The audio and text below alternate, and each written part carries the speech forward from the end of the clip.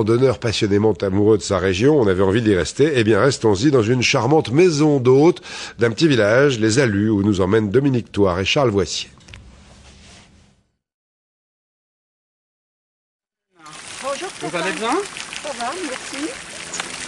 Est-ce que je peux vous prendre un peu d'herbe, de la rhubarbe, des framboises? Bien sûr.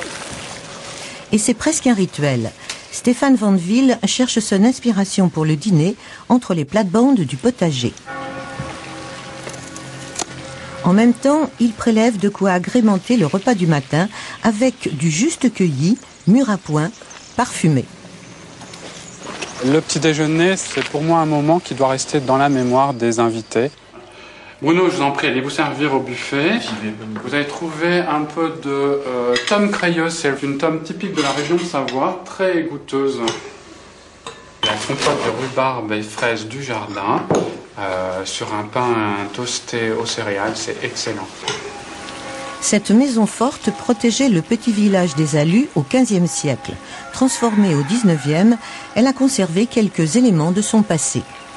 Ce qui nous a séduit, c'était de retrouver tout ce qui permettait à une famille au XIXe siècle de vivre pratiquement en autarcie. Il y a toujours la chapelle, le lavoir, le moulin. Ça, c'était vraiment touchant, séduisant et charmant. Et comme un architecte d'intérieur, il a tout réorganisé et décoré, avec une passion pour les boiseries et une envie d'intimité. Cette maison correspond à un manque de ma part, un manque d'ambiance familiale. Donc je l'ai compensé en faisant un décor de véritable maison de famille. D'où les petits trains, d'où les jouets. Les gens qui viennent là sont proches de ces objets et proches de la maison qu'ils s'approprient.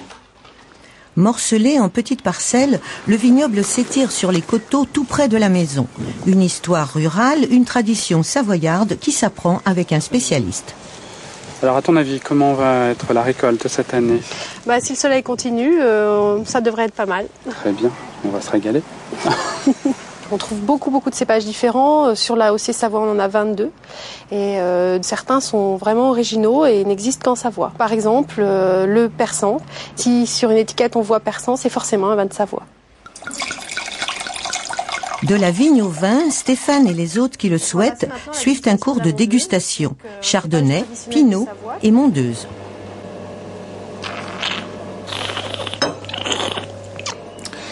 Il a un goût très boisé, il est vieilli en fût de chêne, je présume. Oui, celui-ci, donc la mondeuse est un cépage assez tannique et qui profite beaucoup du fût. Stéphane se repose rarement dans le parc de 3 hectares. Le temps de faire le bilan de 3 ans de maison d'hôte, une aventure difficile mais réussie.